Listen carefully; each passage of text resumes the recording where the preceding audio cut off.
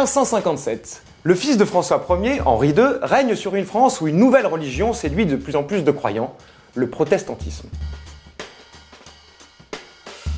Bientôt vont commencer une succession de conflits qui vont diviser le royaume et ils constitueront ce qu'on appelle vulgairement les guerres de religion.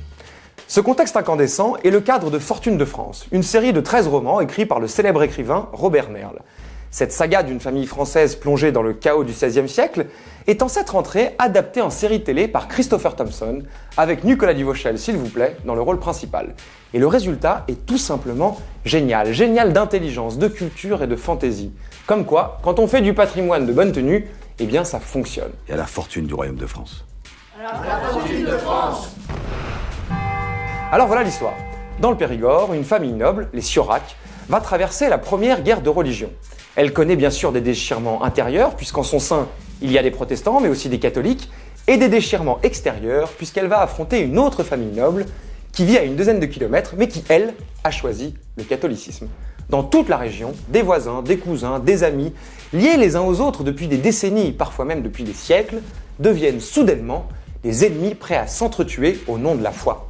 Alors disons-le, Fortune de France n'est pas seulement une fiction de qualité remarquable, c'est aussi et surtout une fresque complètement renouvelée d'un moment crucial de l'histoire de France, à jour des dernières recherches.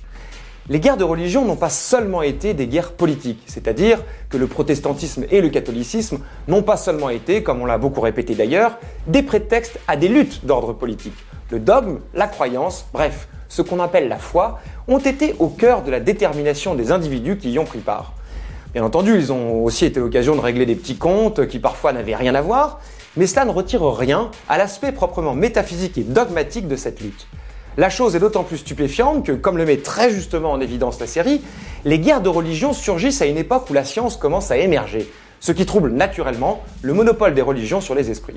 Pour vous donner une idée de la temporalité, le procès Galilée aura lieu une petite cinquantaine d'années plus tard, en 1633.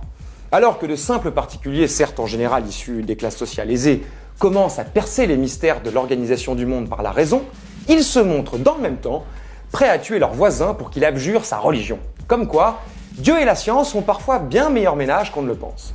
D'un point de vue purement politique, les guerres de religion marquent aussi le commencement d'une nouvelle ère. Avant l'émergence du protestantisme, personne, disons en gros en Europe, ne pense la société séparément du catholicisme. Baptiste Roger-Lacan, scénariste de la série et par ailleurs historien, précise « Si l'on accepte les communautés juives marginalisées et persécutées, il n'y a pas de société hors du monde catholique avant la Réforme. » Ce postulat intellectuel irradie naturellement tous les compartiments de la vie. La famille, la vie intellectuelle, le pouvoir, la guerre, la paix, la vie, la mort. Grossièrement, le tout se résume à un pape, un roi, un dieu, et puis ensuite on s'arrange.